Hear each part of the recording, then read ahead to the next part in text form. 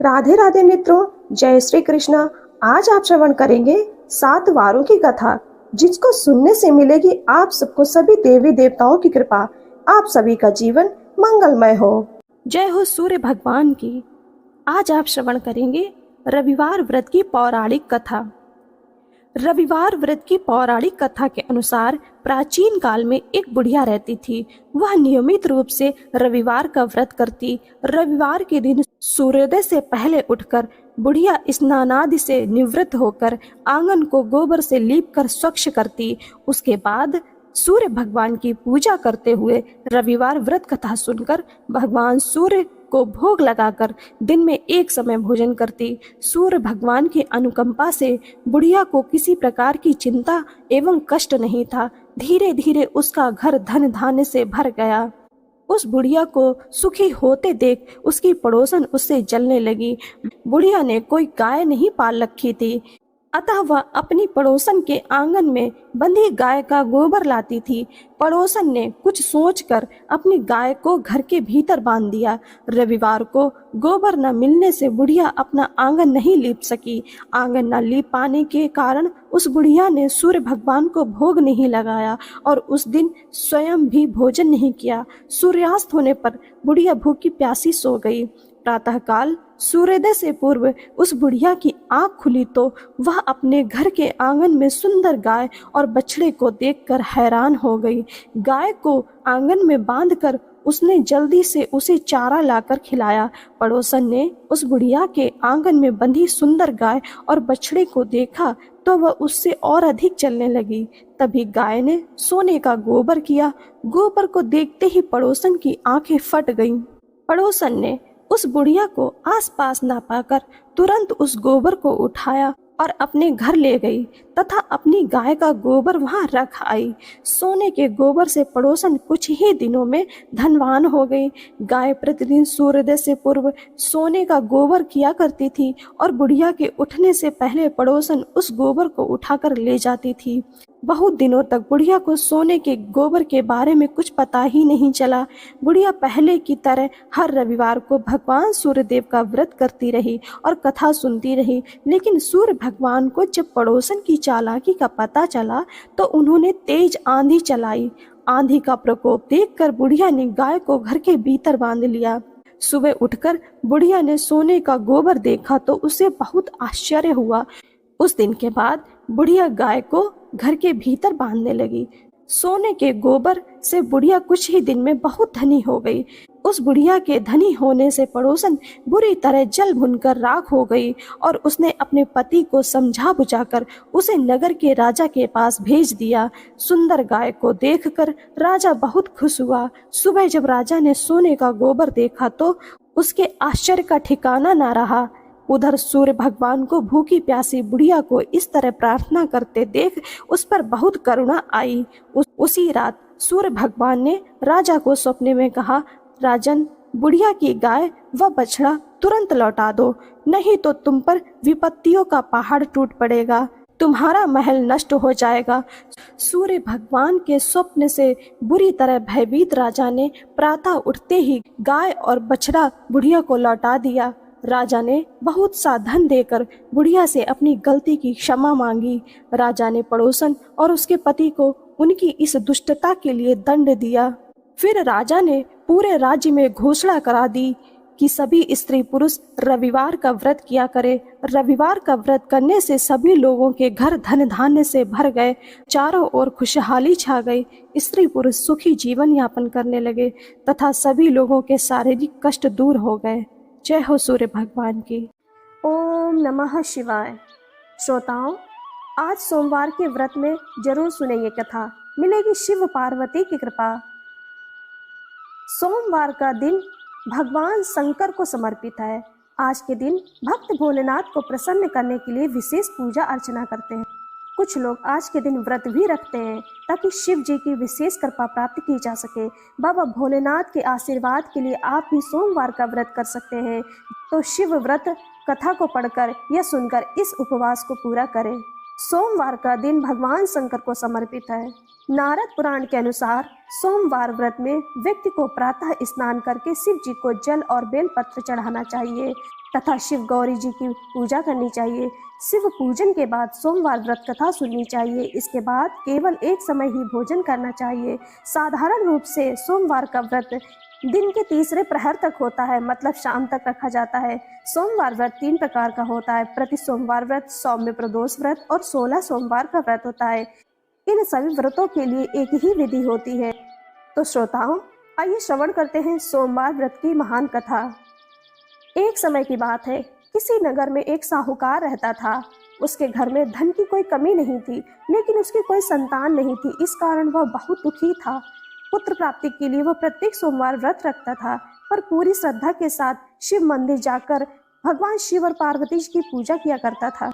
उसकी भक्ति देखकर एक दिन माँ पार्वती प्रसन्न हो गई और भगवान शिव से उस साहूकार की मनोकामना पूर्ण करने का आग्रह करने लगी।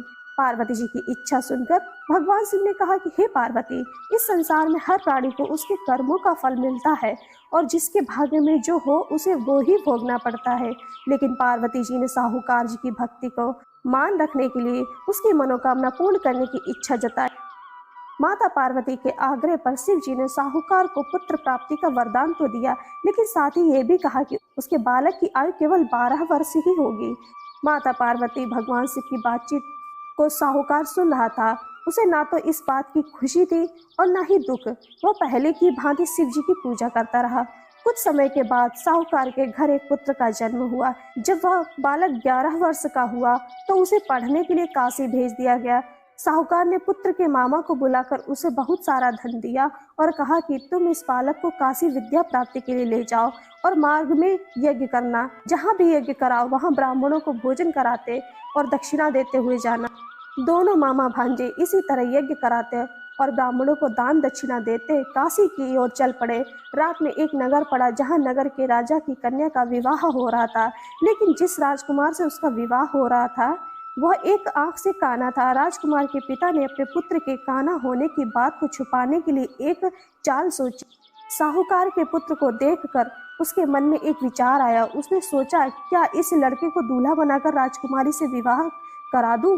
विवाह के बाद इसको धन देकर विदा कर दूंगा और राजकुमारी को अपने नगर से ले जाऊंगा। लड़के को दूल्हे के वस्त्र पहनाकर राजकुमारी से विवाह करा दिया।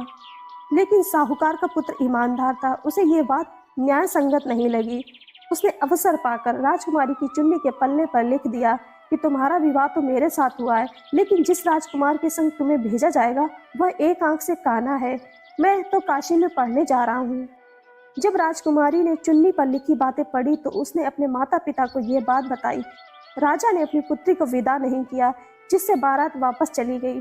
दूसरी ओर साहूकार का लड़का और उसका मामा काशी पहुंचे और वहां जाकर उन्होंने यज्ञ किया। जिस दिन लड़के की आयु 12 साल की हुई उसी दिन यज्ञ रखा गया। लड़के ने अपने मामा से कहा कि मेरी तबीयत कुछ ठीक नहीं लग रही। मामा ने कहा कि तुम अंदर जाकर सो जाओ। शिव जी के वरदान अनुसार कुछ ही देर बाद उस बालक के प्राण निकल गए। मृत भांजे को देख उसके मामा ने विलाप करना शुरू कर दिया।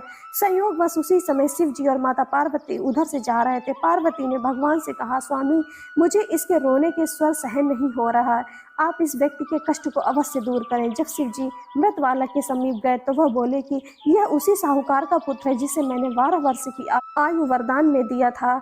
अब इसकी आयु पूरी हो चुकी है।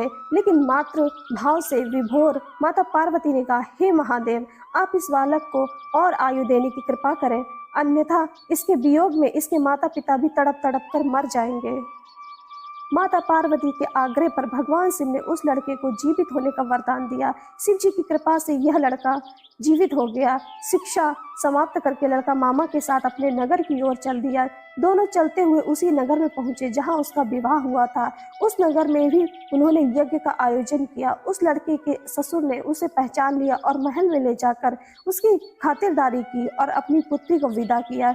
इधर साहूकार और उसकी पत्नी भूखे प्यासे रहकर बेटे की प्रतीक्षा कर रहे थे। उन्होंने प्रण कर रखा था कि यदि उन्हें अपनी बेटी की मृत्यु का समाचार मिला तो वह भी प्राण त्याग देंगे, परंतु अपने बेटे के जीवित होने का समाचार पाकर वो बेहद प्रसन्न हुए। उसी रात भगवान शिव ने व्यापारी के स्वप्न में आकर कहा कि हे श्रेष्ठी, मैंने तेरे सोमवार व्रत करने और व्रत कथा सुनने से प्रसन्न होकर तेरे पुत्र को लंबी आयु प्रदान की। इसी प्रकार जो कोई सोमवार व्रत कथा करता है या तथा सुनता है और पढ़ता है उसके सभी दुख दूर होते हैं। और समस्त मनोकामनाएं पूर्ण होती हैं। ओम नमः शिवाय। जय श्री राम फ्रेंड्स, आज आप श्रवण करेंगे मंगलवार व्रत की एक पावन कथा।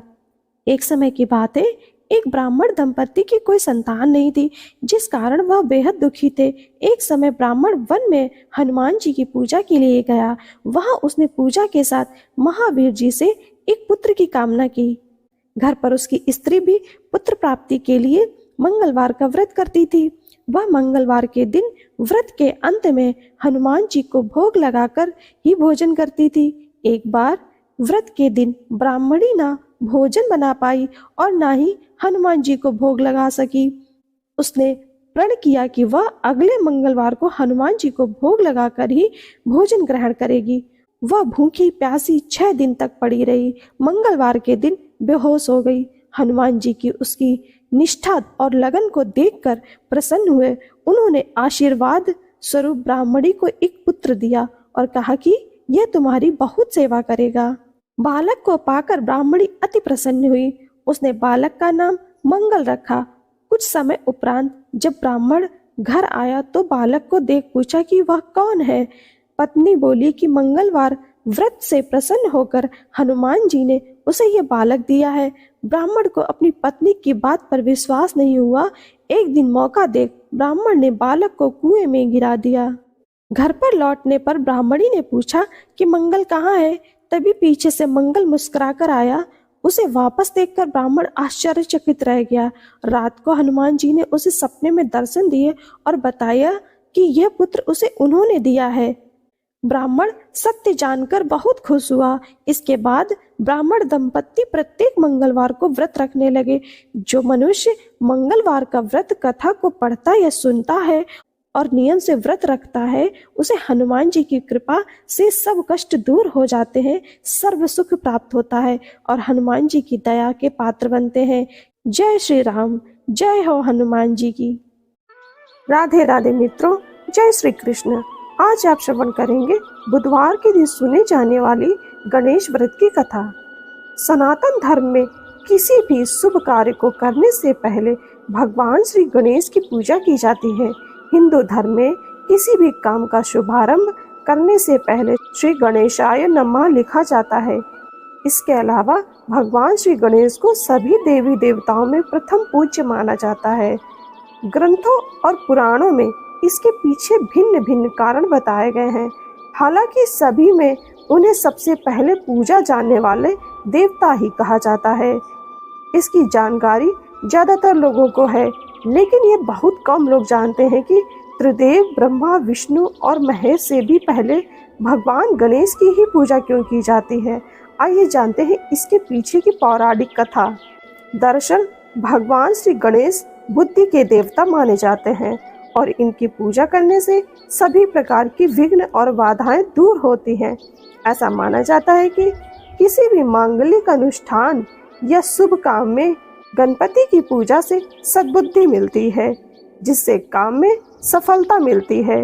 बता दें कि पौराणिक कथा के अनुसार एक बार सभी देवताओं में विवाद हो गया कि धरती पर सबसे पहले पूजा किसकी होनी चाहिए। सभी देवता अपने आप को एक दूसरे से सर्वश्रेष्ठ बताने लगे। इसको देखते हुए नारद जी ने सभी को भगवान शंकर के पास जाकर उनसे इस समस्या का हल पूछने को कहा।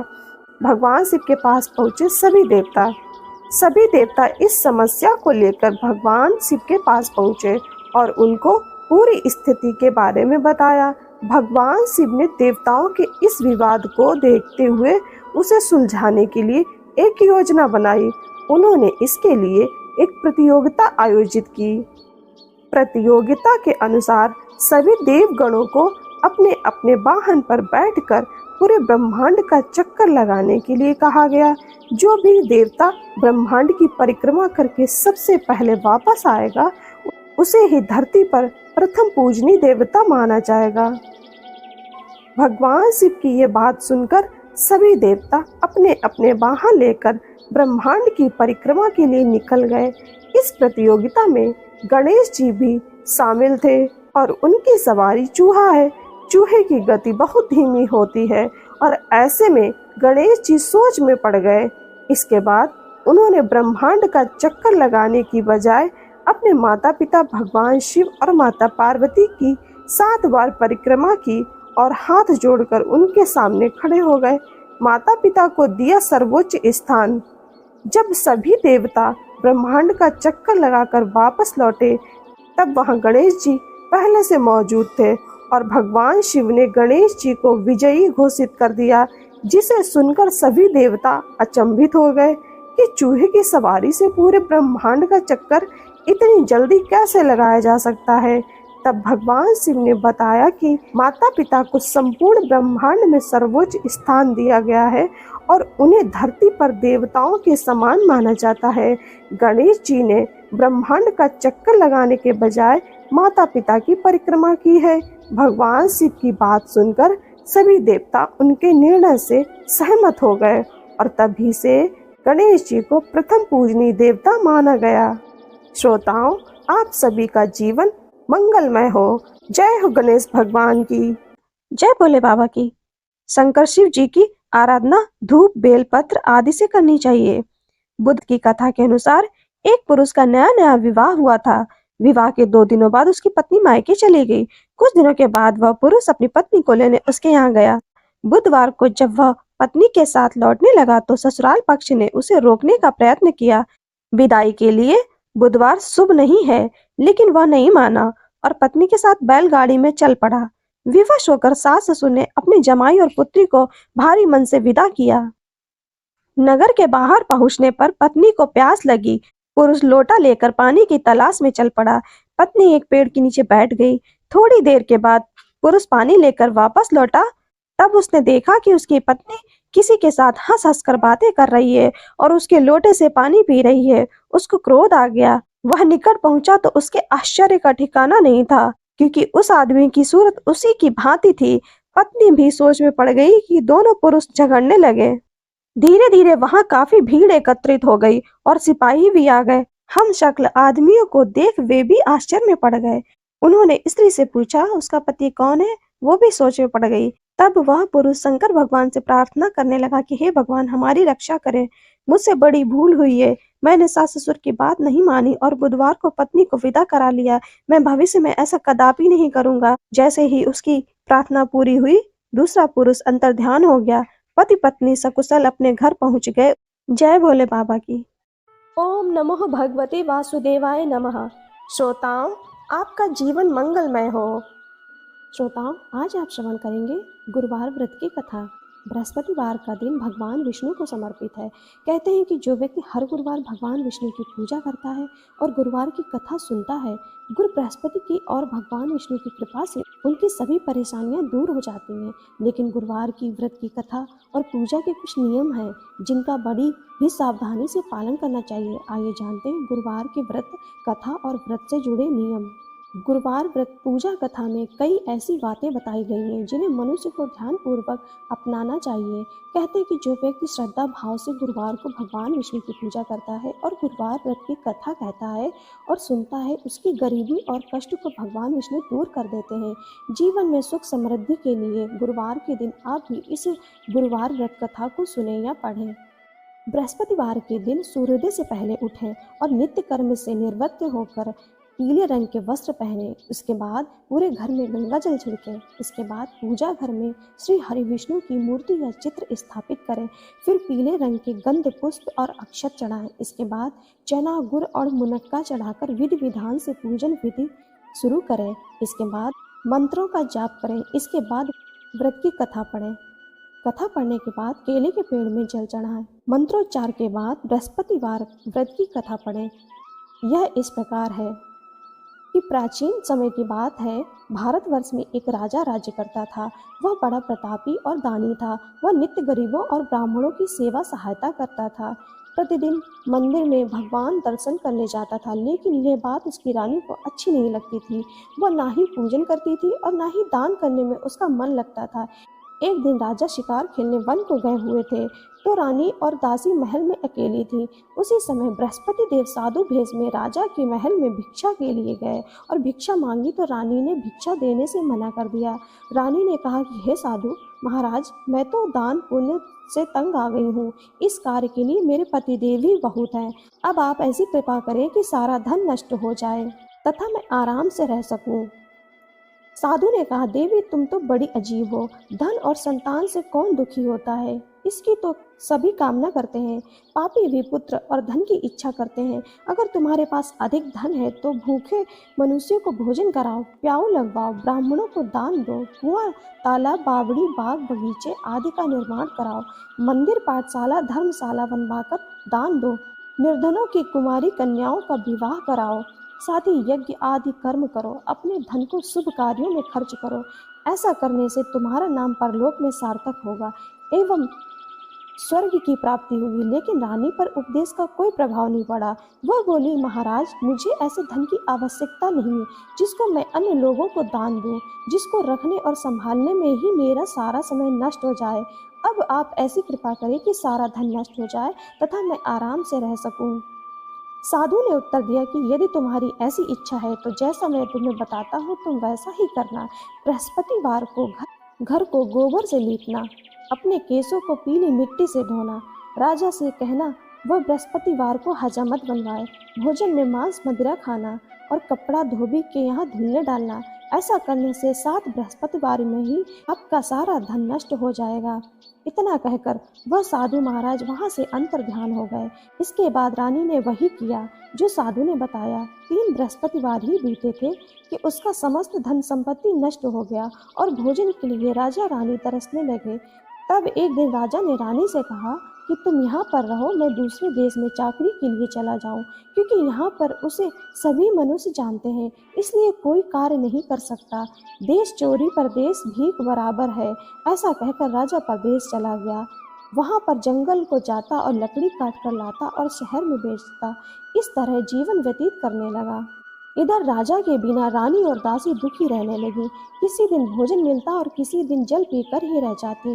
एक समय जब रानी और दासियों को 7 दिन बिना भोजन के रहना पड़ा, तो रानी ने अपनी दासी से कहा, हे दासी, पास ही के नगर में मेरी बहन रहती है, वो बड़ी धनी है, तो उसके पास जा और 5 सेर बेजर मांग कर ले आ, ताकि कुछ समय के लिए थोड़ा बहुत गुजर बसर हो जाए। दासी रानी की बहन के पास गई।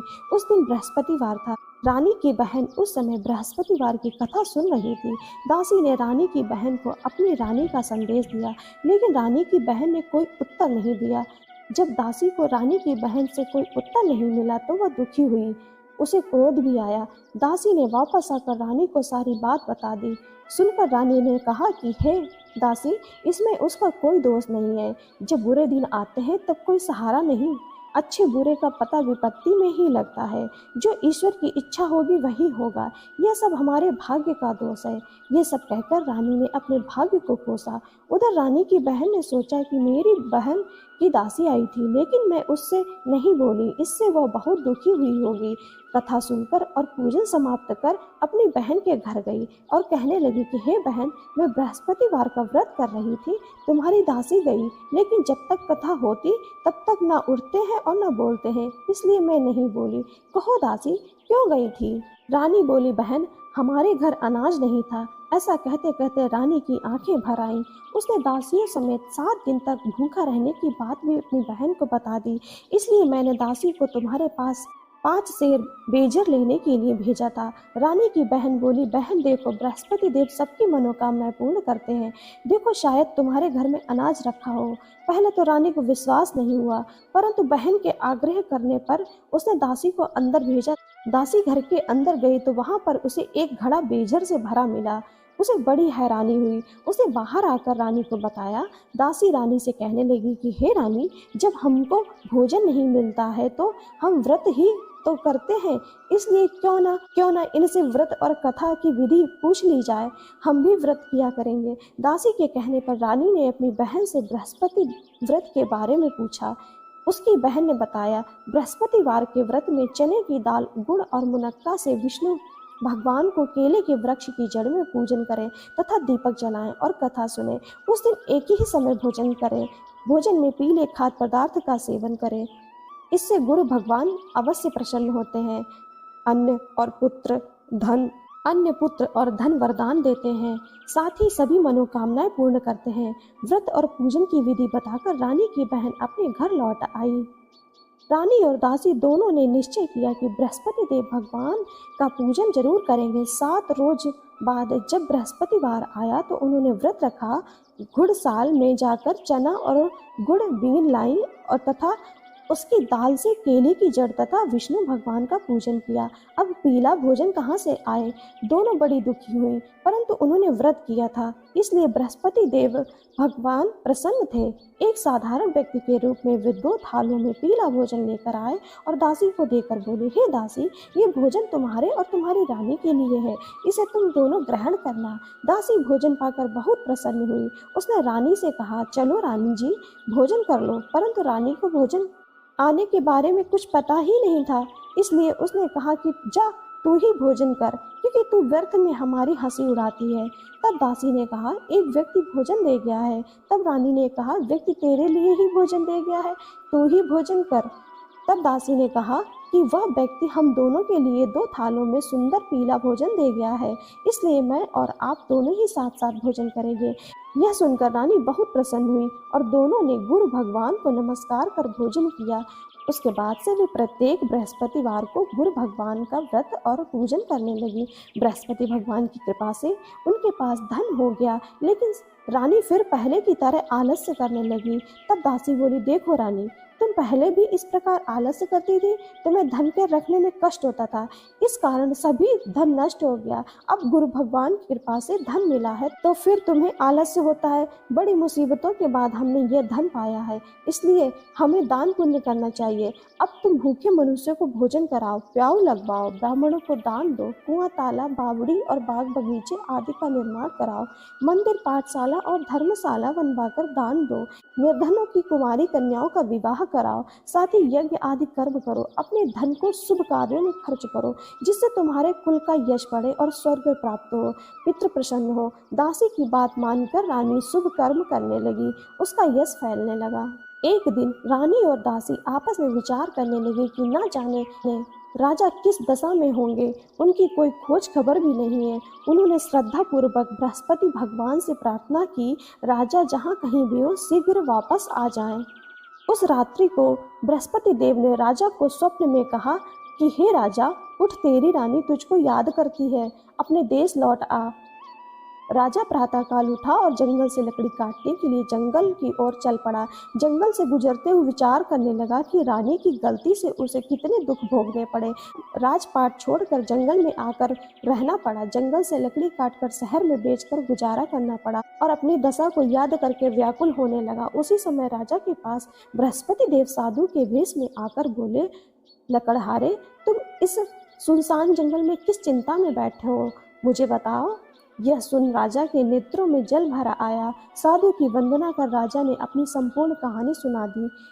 महात्मा दयालु होते हैं। वे राजा से बोले, हे राजा, तुम्हारी पत्नी ने बृहस्पति देव के प्रति अपराध किया था, जिसके कारण तुम्हारी यह दशा हुई। अब तुम चिंता मत करो, भगवान तुम्हें पहले से अधिक धन देंगे। देखो, तुम्हारी पत्नी ने बृहस्पतिवार का व्रत शुरू कर दिया है। अब तुम भी बृहस्पतिवार के व्रत में चने की गुड़ दाल और मुनक्का से भगवान विष्णु का केले के वृक्ष की जड़ में पूजन करो तथा दीपक जलाकर कथा सुनो।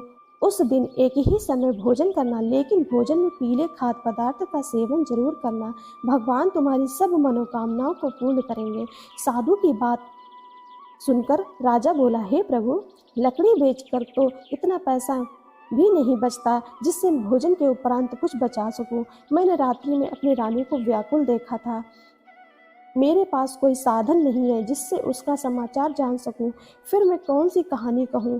यह भी मुझको मालूम नहीं है। साधु ने कहा, हे राजा, मन में बृहस्पति भगवान के पूजन व्रत का निश्चय करो, वे स्वयं तुम्हारे लिए कोई राह बना देंगे। बृहस्पतिवार के दिन तुम रोजाना की तरह लकड़ियां लेकर शहर में जाना। तुम्हें रोज से 2 गुना धन मिलेगा, जिससे तुम भली भांति भोजन कर लोगे तथा बृहस्पति देव की पूजा का सामान भी आ जाएगा। राजा ने ऐसा ही किया और उसको मनोवांछित फल की प्राप्ति हो गई। इस प्रकार जो भी यह कथा पढ़ता या सुनता है, उसके सभी मनोरथ पूरे होते हैं। जय हो बृहस्पति देव की। जय हो माता लक्ष्मी जी की। वैभव लक्ष्मी व्रत की महिमा व कथा। फ्रेंड्स, आज हम श्रवण करेंगे माता वैभव लक्ष्मी जी की व्रत की महिमा व कथा। पूजा उपासना तो जैसे भारतवासियों की सांसों में बसा हुआ है। शायद ही ऐसा कोई दिन गुजरता होगा जब कोई खास पूजा का संयोग न बनता हो। सप्ताह के हर दिन के अनुसार भी विशेष पूजा का विधान है। शुक्रवार को माँ लक्ष्मी देवी का व्रत रखा जाता है। इसे वैभव लक्ष्मी व्रत भी कहा जाता है। इस व्रत को स्त्री या पुरुष कोई भी कर सकता है। इस व्रत को करने से उपासक को धन और सुख समृद्धि की प्राप्ति होती है। घर परिवार में लक्ष्मी माँ का वास बनाए रखने के लिए भी यह व्रत उपयोगी है। इस दिन स्त्री पुरुष लक्ष्मी जी की पूजा करते हुए सफ़ेद फूल, सफ़ेद चंदन आदि से पूजा करते हैं। खीर से माता लक्ष्मी जी को भोग लगाकर प्रसाद ग्रहण करते हैं।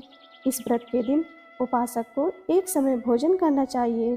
अगर कोई व्यक्ति माता वैभव लक्ष्मी जी का व्रत करने के साथ ही लक्ष्मी श्री यंत्र को स्थापित कर उसकी नियमित रूप से पूजा करता है तो उसके व्यापार में वृद्धि होती है और धन में बढ़ोतरी होती है। माता वैभव लक्ष्मी की व्रत कथा। किसी शहर में अनेक लोग रहते थे। सभी अपने कामों में लगे रहते थे। किसी को किसी की परवाह नहीं थी। भजन कीर्तन, भक्ति भाव, दया माया, परोपकार जैसे संस्कार कम हो गए थे। शहर में बुराइयां बढ़ गई थी। शराब, जुआ, रेस, व्यभिचार, चोरी डकैती वगैरह बहुत से गुनाह शहर में होते थे। इनके बावजूद शहर में कुछ अच्छे लोग भी रहते थे। ऐसे ही लोगों में शीला और उनके पति की गृहस्थी मानी जाती थी। शीला धार्मिक प्रकृति और संतोषी स्वभाव वाली थी। उनका पति भी विवेकी और सुशील था। शीला और उसका पति कभी किसी की बुराई नहीं करते थे और प्रभु भजन में अच्छी तरह समय व्यतीत करते थे। समय के साथ शहर के लोग उनकी गृहस्थी की सराहना करते थे। देखते ही देखते समय बदल गया।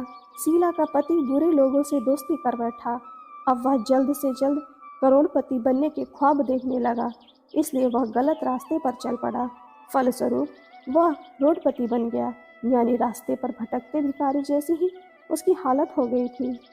शराब, जुआ, रेस, चरस, गांजा वगैरह बुरी आदतों में शीला का पति भी फंस गया। दोस्तों के साथ उसे भी शराब की आदत हो गई। इस प्रकार उसने अपना सब कुछ रेस जुए में गंवा दिया। शीला को पति के बर्ताव से बहुत दुख हुआ, किंतु वह भगवान पर भरोसा कर सब कुछ सहने लगी। वह अपना अधिकांश समय प्रभु भक्ति में बिताने लगी।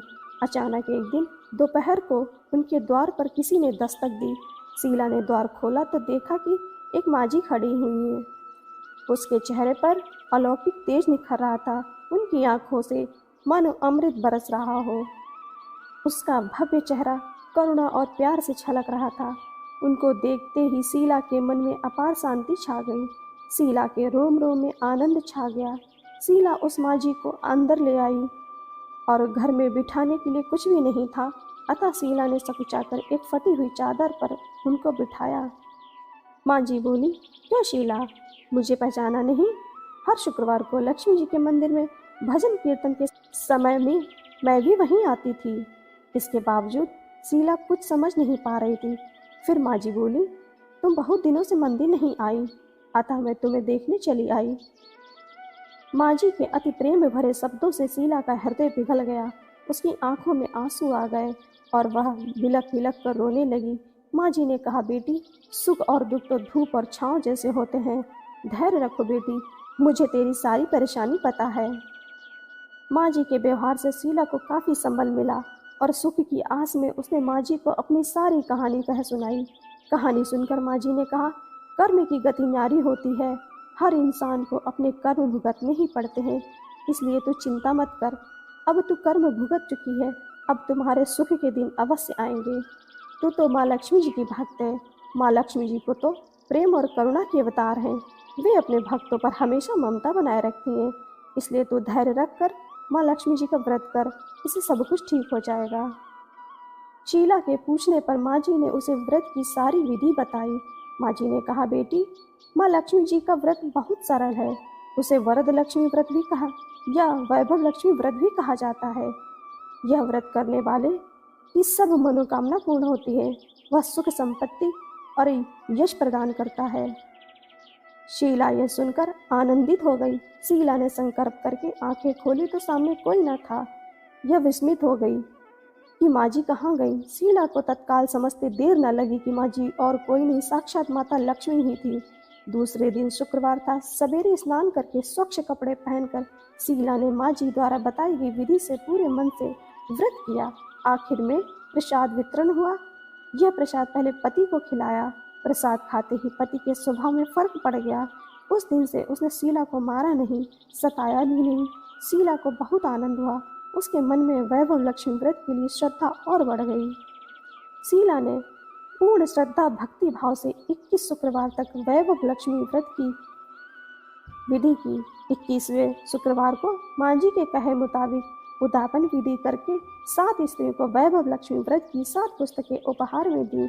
फिर माता जी के धन लक्ष्मी स्वरूप की छवि को वंदन करके भाव से मन ही मन प्रार्थना करने लगी कि हे माँ धन लक्ष्मी, मैंने आपका वैभव लक्ष्मी व्रत करने की मन्नत मानी थी, वह व्रत आज पूर्ण हुआ। हे माँ, मेरी हर विपत्ति दूर करो, आप हमारा सबका कल्याण करो।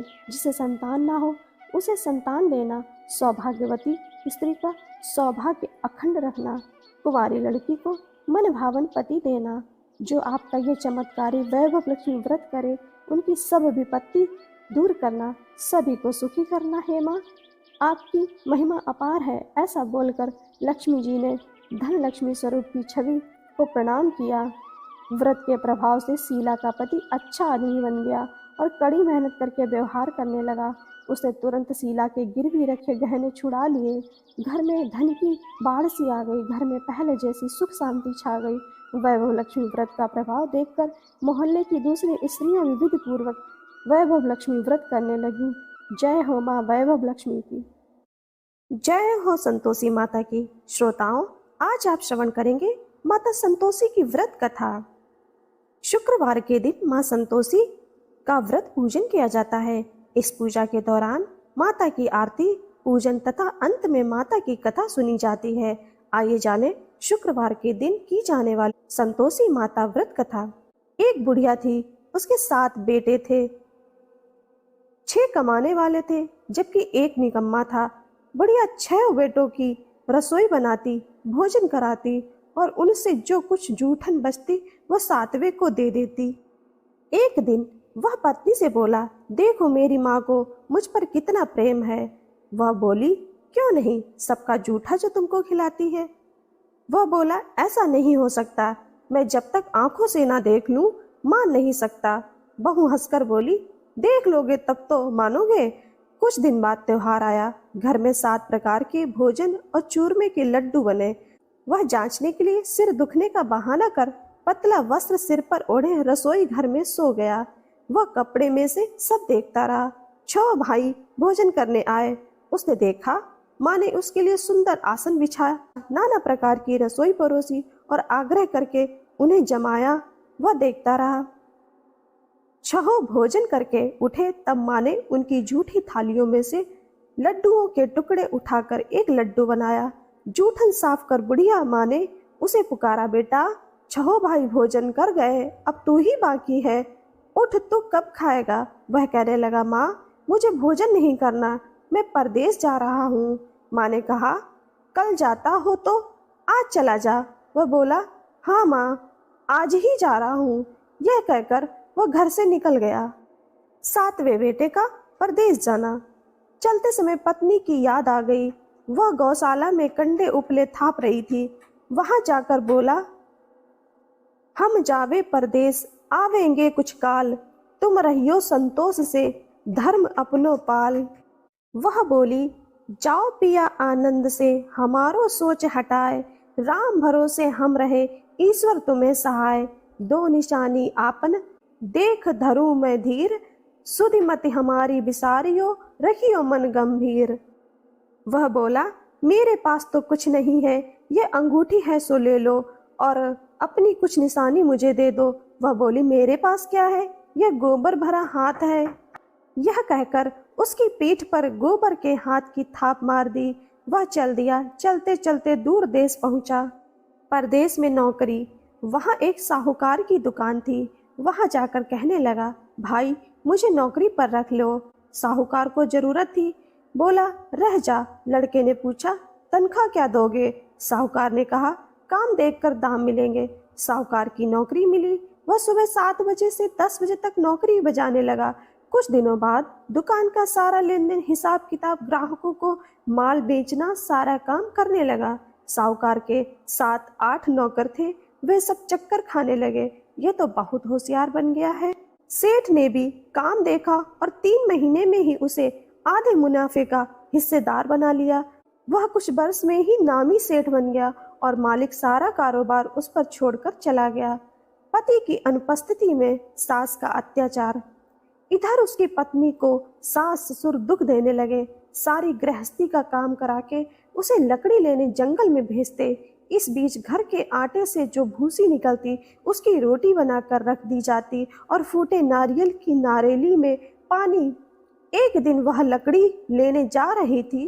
रास्ते में बहुत सी स्त्रियां संतोषी माता का व्रत करती दिखाई दी। संतोषी माता का व्रत। वह वहां खड़ी होकर कथा सुनने लगी और पूछा, बहनों तुम किस देवता का व्रत करती हो और उसके करने से क्या फल मिलता है? यदि इस व्रत का विधान मुझे समझा कर कहोगे तो मैं तुम्हारा बड़ा एहसान मानूंगी। तब उनमें से एक स्त्री बोली, सुनो, यह संतोषी माता का व्रत है। इसके करने से निर्धनता, दरिद्रता का नाश होता है और जो कुछ मन में कामना हो वह संतोषी माता की कृपा से पूरी होती है। तब उसने उससे व्रत की विधि पूछी। संतोषी माता की व्रत विधि। वह भक्तनी स्त्री बोली, 1.25 आने का गुड़ चना लेना, इच्छा हो तो 5.25 आने का लेना, या 1.25 रुपए का भी सहूलियत के अनुसार लाना। बिना परेशानी और श्रद्धा व प्रेम से जितना भी बन पड़े सवाया लेना। प्रत्येक शुक्रवार को निराहार रहकर कथा सुनना।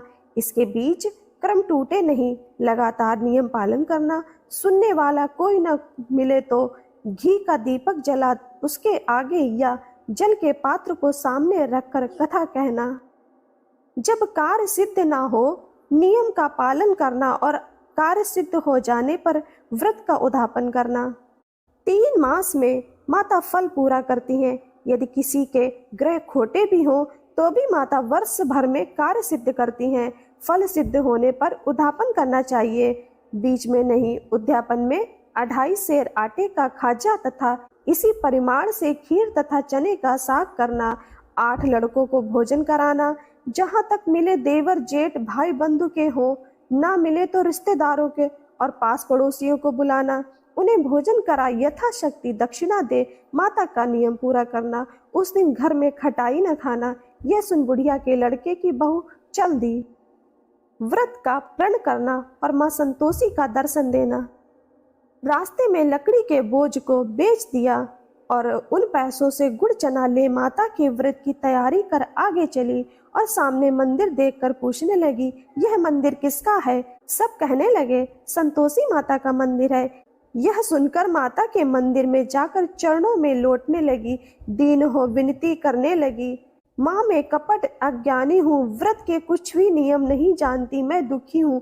हे माता जगत जननी मेरा दुख दूर कर, मैं तेरी शरण में हूँ। माता को दया आई।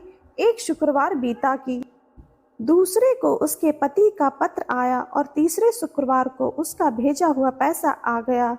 यह देख जेठ जिठानी मुंह सिकोड़ने लगे। लड़के ताने देने लगे। काकी के पास पत्र आने लगे, रुपया आने लगा। अब तो काकी की खातिर बढ़ेगी। बेचारी सरलता से कहती, मैया कागज आवे रुपया आवे, हम सब के लिए अच्छा है। ऐसा कहकर आंखों में आंसू भरकर संतोषी माता के मंदिर में आ मातेश्वरी के चरणों में गिरकर रोने लगी। माँ मैंने तुमसे पैसा कब मांगा है? मुझे पैसे से क्या काम? मुझे तो अपने सुहाग से काम है। मैं तो अपने स्वामी के दर्शन मांगती हूँ। तब माता ने प्रसन्न होकर कहा, जा बेटी तेरा स्वामी आएगा। यह सुनकर खुशी से बावली होकर घर में जा काम करने लगी। अब संतोषी माँ विचार करने लगी, इस भोली पुत्री को मैंने कह तो दिया कि तेरा पति आएगा, लेकिन कैसे? वह तो इसे स्वप्न में भी याद नहीं करता। उसे याद दिलाने को मुझे ही जाना पड़ेगा। इस तरह माता जी उस बुढ़िया के बेटे के पास जा स्वप्न में प्रकट हो कहने लगी, साहूकार के बेटे सो रहा है या जागता है? वह कहने लगा, माता सोता भी नहीं जागता भी नहीं, कहो क्या आज्ञा है? माँ कहने लगी, तेरे घर बार कुछ है कि नहीं? वह बोला, मेरे पास सब कुछ है, माँ बाप है, बहू है, क्या कमी है? माँ बोली, भोले पुत्र, तेरी बहू घोर कष्ट उठा रही है, तेरे माँ बाप उसे परेशानी दे रहे हैं, वह तेरे लिए तरस रही है, तू उसकी सुध ले। वह बोला, हाँ माता जी, यह तो मालूम है, परंतु जाऊं तो कैसे? परदेश की बात है, लेन देन का कोई हिसाब नहीं, कोई जाने का रास्ता नहीं, कैसे चला जाऊं? माँ कहने लगी, मेरी बात मान, सवेरे नहा धोकर संतोषी माता का नाम ले, घी का दीपक जला, दंडवत कर दुकान पर जा बैठ। देखते देखते सारा लेन देन चुक जाएगा, जमा का माल बिक जाएगा, सांझ होते होते धन का भारी ढेर लग जाएगा। वह नहा धोकर संतोषी माता को दंडवत घी का दीपक जला दुकान पर जा बैठा। थोड़ी देर में देने वाले रुपया लाने लगे, लेने वाले हिसाब लेने लगे। कोठे में भरे सामान के खरीदार नकद दाम दे सौदा करने लगे। शाम तक धन का सारा भारी ढेर लग गया। मन में माता का नाम ले चमत्कार देख प्रसन्न हो घर ले जाने के वास्ते गहना कपड़ा सामान खरीदने लगा। यहाँ काम से निपट तुरंत घर को रवाना हुआ। उधर उसकी पत्नी जंगल में लकड़ी लेने जाती है। लौटते वक्त माता जी के मंदिर में विश्राम करती है। वह तो उसके प्रतिदिन रुकने का जो स्थान ठहरा। धूल उड़ती देख वह माता से पूछती, हे माता, ये धूल कैसे उड़ रही है? माता कहती कि हे पुत्री, तेरा पति आ रहा है, अब तो ऐसा कर, लकड़ियों के 3 बोझ बना ले, एक नदी के किनारे रख और दूसरा मेरे मंदिर पर व तीसरा अपने सिर पर। तेरे पति को लकड़ियां का गट्ठर देख मोह पैदा होगा, वह यहाँ रुकेगा, नाश्ता पानी खाकर माँ से मिलने आएगा। अब तो लकड़ियों का बोझ उठाकर जाना और चौक में गट्ठर डालकर जोर से आवाज लगाना, लो सासू जी, लकड़ियों का गट्ठर लो, भूसी की रोटी दो, नारियल के खेपड़े में पानी दो, आज मेहमान कौन आया है? माता जी से बहुत अच्छा कहकर वह प्रसन्न मन से लकड़ियों के 3 गट्ठर बनाई, एक नदी के किनारे पर और एक माता जी के मंदिर पर रखा। इतने में मुसाफिर आ पहुंचा। सूखी लकड़ी देख उसकी इच्छा उत्पन्न हुई कि हम यहीं पर विश्राम करें और भोजन बनाकर खा पीकर गांव जाएं। इसी तरह रुककर भोजन बना विश्राम करके गांव को गया। सबसे प्रेम से मिला। उसी समय सिर पर लकड़ी का गट्ठर लिए वह उतावली सी आती है।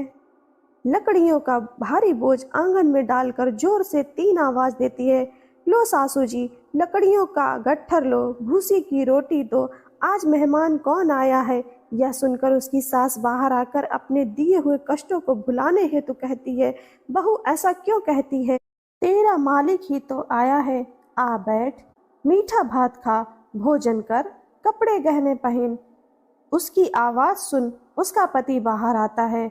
अंगूठी देख व्याकुल हो जाता है। माँ से पूछता है, माँ ये कौन है? माँ बोली, बेटा ये तेरी बहू है, जब से तू गया है तब से सारे गांव में भटकती फिरती है, घर का कामकाज कुछ नहीं करती, 4 पहर आकर खा जाती है। वो बोला, ठीक है माँ, मैंने इसे भी देखा और तुम्हें भी, अब दूसरे घर की ताली दो, उसमें रहूंगा।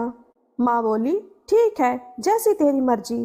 तब वह दूसरे मकान की 3री मंजिल का कमरा खोल सारा सामान जमाया। एक दिन महाराजा के महल जैसा ठाट बाट बन गया। अब क्या था, बहुत सुख भोगने लगी। इतने में शुक्रवार आया। शुक्रवार व्रत के उद्यापन में हुई भूल किया खटाई का इस्तेमाल। पति बोला, खुशी से कर लो। वह उद्यापन की तैयारी करने लगी। जिठानी के लड़कों को भोजन के लिए कहने गई। उन्होंने मंजूर किया, परंतु पीछे से जिठानी ने अपने बच्चों को सिखाया, देखो भोजन के समय खटाई मांगना, जिससे उसका उद्यापन पूरा ना हो। लड़के झीमने आए। खीर खाना पेट भर खाया, परंतु बाद में खाते ही कहने लगे, हमें खटाई दो, खीर खाना हमको नहीं भाता, देखकर अरुचि होती है। वह कहने लगी, भाई खटाई किसी को नहीं दी जाएगी, यह तो संतोषी माता का प्रसाद है। लड़के उठ खड़े हुए, बोले पैसा लाओ। भोली बहू कुछ जानती नहीं थी, उन्हें पैसे दे दिए। लड़के उसी समय हट करके इमली खटाई ले खाने लगे। यह देखकर बहू पर माता जी ने कोप किया। राजा के दूत उसके पति को पकड़ कर ले गए। जेठ जिठानी के मन माने वचन कहने लगे, लूट लूट कर धन इकट्ठा कर लाया है, अब सब मालूम पड़ जाएगा जब जेल की मार खाएगा। बहू से यह सहन नहीं हुआ, माँ संतोषी से मांगी माफी। रोती हुई माता जी के मंदिर गई, कहने लगी, हे माँ तुमने क्या किया? हंसाकर अब भक्तों को रुलाने लगी। माता बोली, बेटी तूने उद्यापन करके मेरा व्रत भंग किया है। वह कहने लगी, माता मैंने कुछ अपराध किया है, मैंने तो भूल से लड़कों को पैसे दे दिए थे, मुझे क्षमा करो, मैं फिर तुम्हारा उद्यापन करूंगी। माँ बोली, अब भूल मत करना।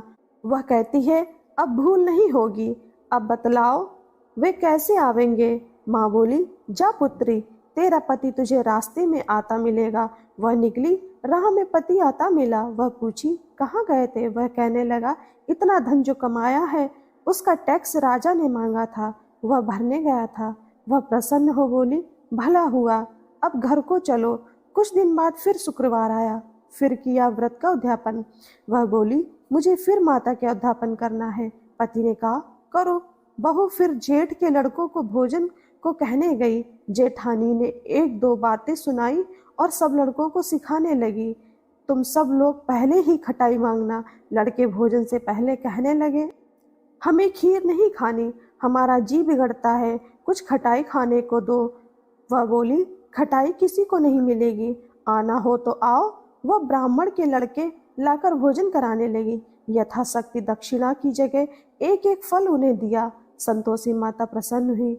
संतोषी माता का फल, माता की कृपा होते ही नवमे मास में उसके चंद्रमा के स्थान पर सुंदर पुत्र प्राप्त हुआ। पुत्र को पाकर प्रतिदिन माता जी के मंदिर को जाने लगी। माँ ने सोचा, यह रोज आती है, आज क्यों न इसके घर चलूं। यह विचार कर माता ने भयानक रूप बनाया। गुड़ चने से सना मुख, ऊपर सूंड के समान होठ, उस पर मक्खियां भिन भिन कर रही थी। देहली पर पैर रखते ही उसकी सास चिल्लाई, देखो रे कोई चुड़ैल डाकिन चली आ रही है, लड़कों इसे भगाओ नहीं तो किसी को खा जाएगी।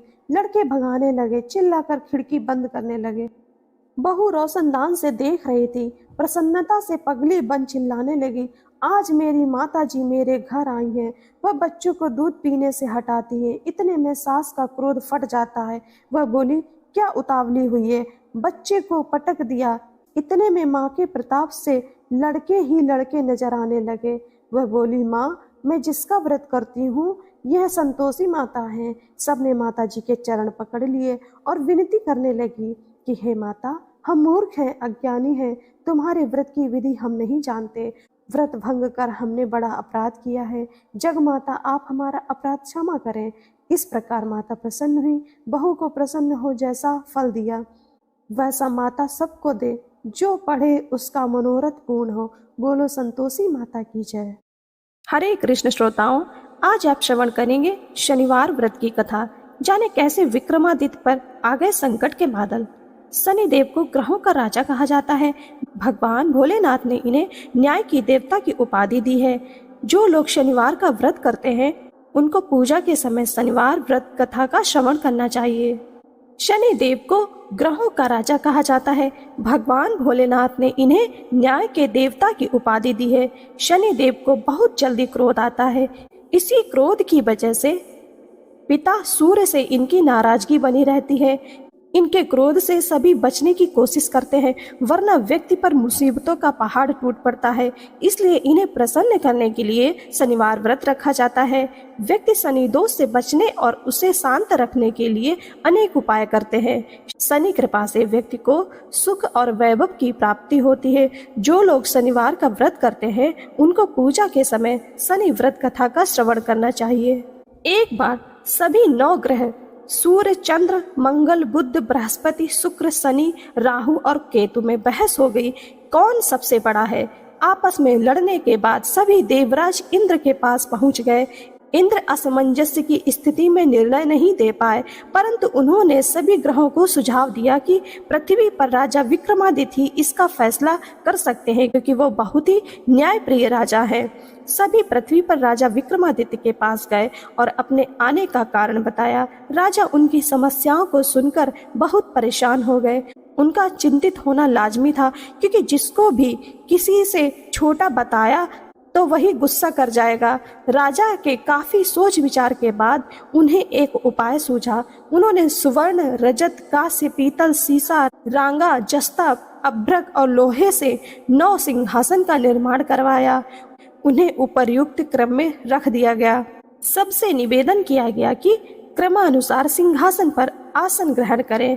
शर्त रखा गया कि जो सबसे अंतिम में सिंहासन पर आसन ग्रहण करेगा वही सबसे छोटा माना जाएगा, जिसकी वजह से शनिदेव सबसे बाद में आसन प्राप्त कर सके और सबसे छोटे कहलाए।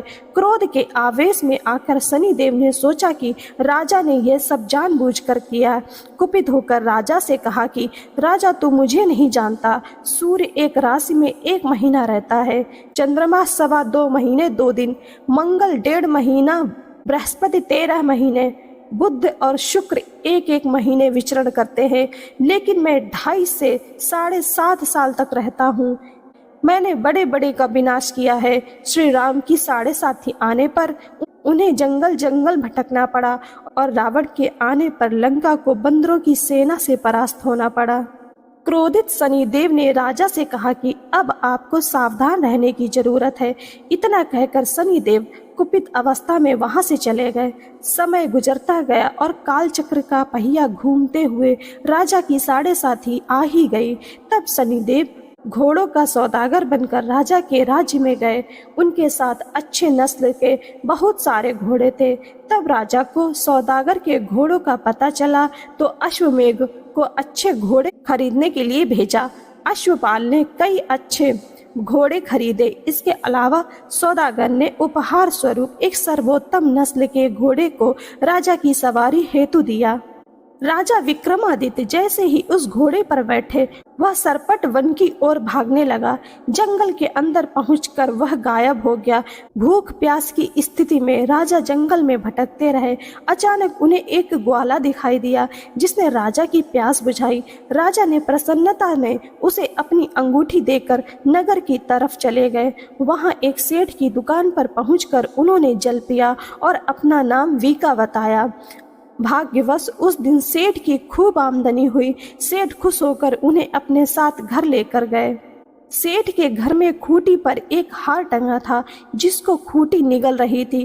कुछ ही देर में हार पूरी तरह से गायब हो गया। सेठ वापस आया तो हार गायब था। उसे लगा कि वीका ने ही उसे चुराया है। सेठ ने उसे वीका को कोतवाल से पकड़वा दिया और दंड स्वरूप राजा उसे चोर समझकर हाथ पैर कटवा दिया। अपंग अवस्था में उसे नगर के बाहर फेंक दिया गया। तभी वहां से एक तेली निकल रहा था जिसको वीका पर दया आ गई। उसने वीका को अपनी गाड़ी में बिठा लिया। वीका अपनी जीभ से बैलों को हाँकने लगा। कुछ समय पश्चात राजा की शनि दशा समाप्त हो गई। वर्ष काल आने पर वीका मल्हार गाने लगा। एक नगर की राजकुमारी मन भावनी ने मल्हार सुनकर मन ही मन प्रण कर लिया कि जो भी इस राग को गा रहा है वो उसी से ही विवाह करेगी। उन्होंने दासियों को खोजने के लिए भेजा, परंतु वापस आकर उन सभी ने बताया कि वह अपंग आदमी है। राजकुमारी यह जानकर भी नहीं मानी और अगले ही दिन वह अनशन पर बैठ गई। जब लाख समझाने पर राजकुमारी नहीं मानी तब राजा ने उस तेली को बुलवा भेजा और वीका से विवाह की तैयारी करने के लिए कहा। वीका से राजकुमारी का विवाह हो गया। एक दिन वीका के स्वप्न में शनिदेव ने आकर कहा कि देखा राजन, तुमने मुझे छोटा बताकर कितना दुख झेला।